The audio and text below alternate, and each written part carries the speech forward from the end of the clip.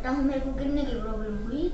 मैं पास हॉस्पिटल में आने के बाद डॉक्टर पीएन गुप्ता से मिला। डॉक्टर पीएन गुप्ता ने मेरे को डॉक्टर सुमित शर्मा के पास भेजा।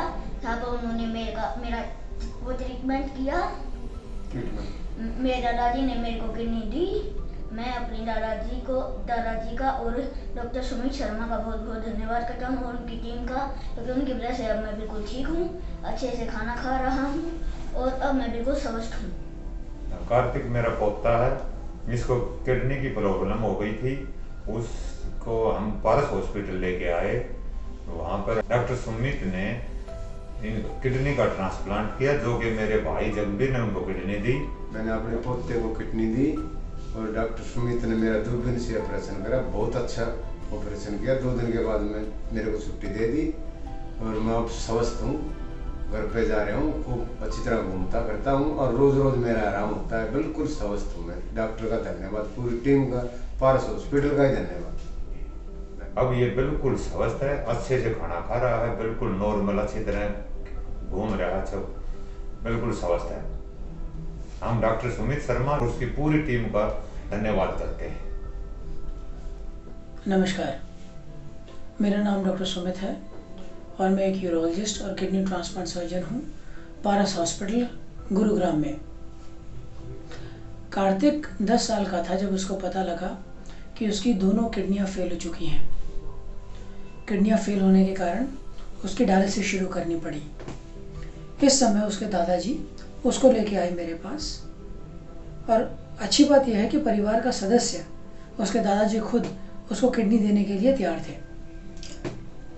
इतनी कम उम्र में किडनी फेल हो जाने के कारण क्या होते हैं? तो बच्चों के और एडल्ट्स या वयस्क लोगों के किडनी फेल होने के कारण अलग अलग होते हैं। एडल्ट्स के अंदर तो सबसे ज़्यादा कॉमन कारण डायबिटीज़ और हाई ब्लड प्रेशर होता है, जबकि बच्चों के अंदर एक कंडीशन होती है जिसको कहते हैं नेफ्रोटिक सिंड्रोम। ये एक ऐसी बीमारी है जिसके अंदर किडनीज खराब होती है और उनमें से बहुत सारा प्रोटीन लीक होना शुरू हो जाता है। ये सबसे ज़्यादा कॉमन कारण है किडनी फेल होने का बच्चों में। परंतु इसके अलावा और भी कारण हैं जो ऑटो इम्यून हो सकते हैं, जिसमें शरीर अपनी ही किडनी को पहचानना बंद कर देता है और बॉडी के जो डिफेंस मैकेनिज्म होते हैं वो अपने शरीर के अंदर की किडनी को ही अटैक करना शुरू कर देते हैं और किडनी को डैमेज कर देते हैं। बच्चों में कभी कभी जन्म से कुछ ऐसी खामियां होती हैं जिसके कारण किडनी फेल हो जाती है, जिसमें जन्म से ही हो सकता है किडनी एब्सेंट हो, एक ही किडनी हो। कई बार रिफ्लक्स नाम की एक समस्या होती है जिसमें पेशाब की थैली से ऊपर किडनी की तरफ चले जाता है, जिसके कारण बार बार पेशाब में इन्फेक्शन होता है और किडनी फेल हो जाती है।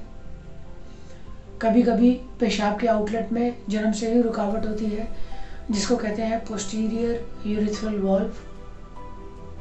कई बार बचपन में बार बार इन्फेक्शन होने के कारण किडनी फेल हो जाती है।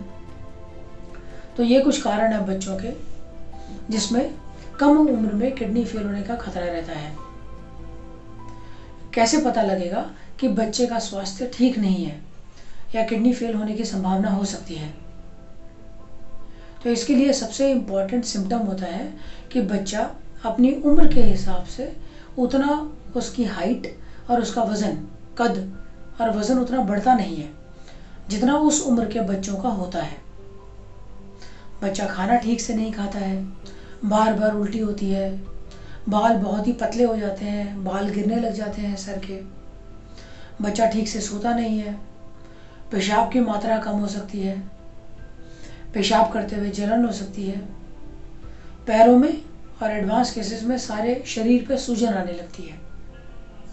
अगर बच्चे को इनमें से कोई भी सिम्टम है तो बेहतर है इस बच्चे को आप तुरंत अस्पताल लेके जाइए, क्योंकि अगर किडनी में होने वाली खराबी का समय रहते पता लग गया तो इसके प्रोग्रेशन को या और ख़राब होने से इसको बचाया जा सकता है, ताकि ये वाली नौबत ना आ जाए जिसमें दोनों किडनियाँ पूर्णतः फेल हो चुकी हैं और बच्चे को अब डायलिसिस या किडनी ट्रांसप्लांट की ज़रूरत है। अगर बच्चे की किडनी फेल हो गई है तो इसमें हमारे पास इलाज की 3 पद्धतियाँ होती हैं। एक पानी की डायलिसिस जिसको पेरिटोनियल डायलिसिस कहते हैं, दूसरा खून की डायलिसिस जिसको हीमोडायलिसिस कहते हैं, और तीसरा किडनी ट्रांसप्लांट। इनमें से सबसे अच्छे इलाज की पद्धति किडनी ट्रांसप्लांट है, क्योंकि किडनी ट्रांसप्लांट के बाद हॉस्पिटल की बार बार विजिट नहीं करनी पड़ती है। बच्चों में खून की नलियां बहुत छोटी होती हैं, इसके कारण छोटी उम्र में हीमोडायलिसिस करना थोड़ा सा मुश्किल होता है। इतना ही नहीं, छोटी उम्र के बच्चों का किडनी ट्रांसप्लांट करना भी थोड़ा सा चैलेंजिंग होता है, क्योंकि खून की नसों का साइज छोटा छोटा होता है। इसके अलावा जैसे कि कार्तिक के केस में आपने देखा कि उसके दादाजी ने उसको किडनी दान की थी, तो दादाजी के किडनी का साइज जो एक एडल्ट किडनी साइज है, वो एक 10 साल के बच्चे की किडनी साइज से बहुत बड़ा होता है। इसके लिए बच्चे के शरीर में इस किडनी को एक्सेप्ट करने के लिए जगह थोड़ी कम होती है, वो जगह हमें बनानी पड़ती है। इतना ही नहीं, बच्चों की खून की नसें छोटी होती हैं, इसके कारण जब हम खून की नसों को आपस में जोड़ते हैं, किडनी की खून की नसों को जो रिसिपिएंट है उसके शरीर की खून की नसों से जोड़ते हैं, ये वाला काम थोड़ा सा जटिल होता है। कार्तिकेय के केस में बहुत ही अच्छे से ऑपरेशन हो सका।